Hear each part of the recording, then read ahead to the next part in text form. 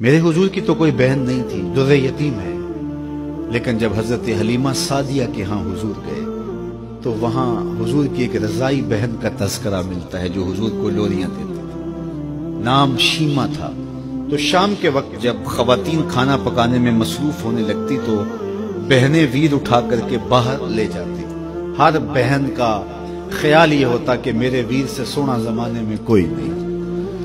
کہتے ہیں خوبصورتی دیکھنے والے کی آنکھ میں ہوتی ہے، جس کے ویر کا رنگ سونا ہوتا تو وہ کہتی رنگ نہیں تو کچھ بھی نہیں ہے، اور جس کے نقوش تیکھے ہوتے تو وہ کہتی کہ رنگ کا کیا ہے، حسن تو نقوش میں ہوتا ہے۔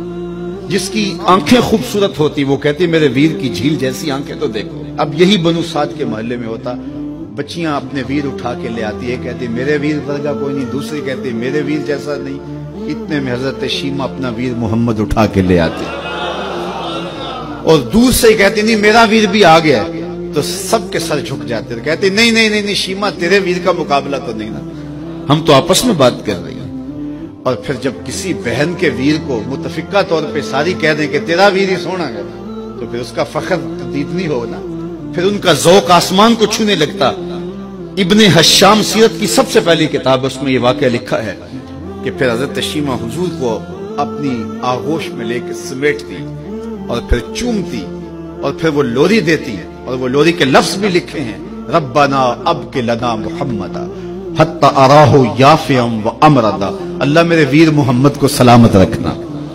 آج یہ پالنے میں بچوں کا سردار ہے، کل وہ لمحے آئے جوانوں کا بھی سردار، اور پھر جھوم جاتی اور کیا خوشی ان کی دیدنی ہوتی۔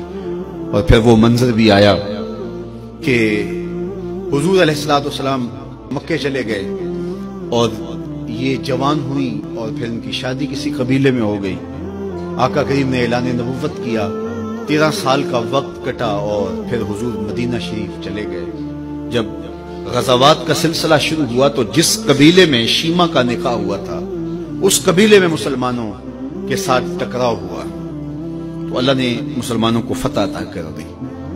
تو اس قبیلے کے لوگ قیدی ہو کے حضور علیہ السلام کے غلاموں کے ہاتھوں گرفتار ہیں، تو یہ اپنے قیدیوں کو چھڑانے کے لیے قبیلے کے سردار ایک ایک گھر سے فدیے کے لیے رقم جمع کر رہے ہیں۔ چلتے چلتے شیمہ کے گھر بھی پہنچے جو کہ ایک عمر کا حصہ گزار چکی تھی، اور جا کے کہا کہ اتنا حصہ آپ کا بھی آتا ہے۔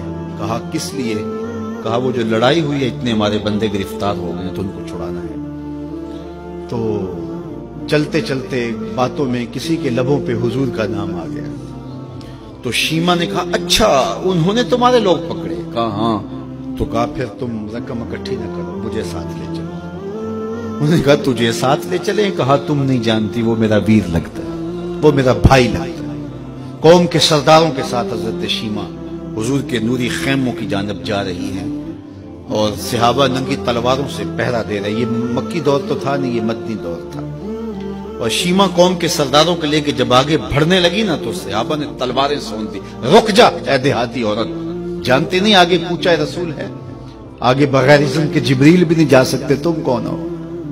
تو شیمہ نے جو لفظ کہے وہ لفظ لیے، اس نے کہا خلو سبیلی وَعَلَمُوا اَنَا اُخْتُ نَبِيِّكُمْ، میری راہیں چھوڑ دو، تم جانتے نہیں میں تمہارے نبی کی باجی لگتی۔